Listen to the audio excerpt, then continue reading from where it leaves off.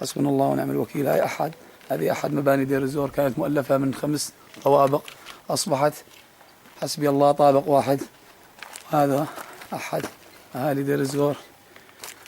تفضل يا أخي. السلام عليكم. وعليكم السلام ورحمة الله وبركاته. ماذا تبقى من هذا البيت المنكوب؟ والله شوفت عينك ما ظل منها هاي لعب الأصغر. حسبي الله، حتى لعب الأطفال. الأطفال ضحك لعبهم شلون.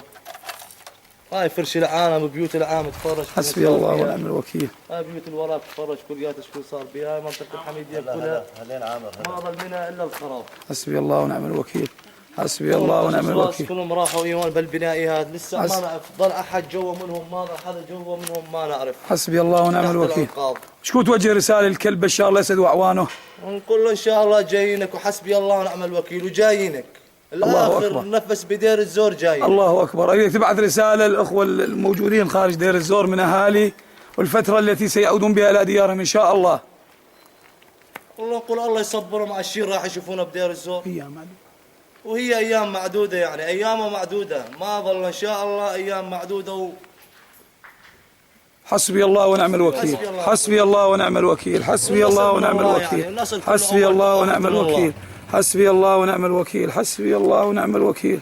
حسبي الله ونعم الوكيل.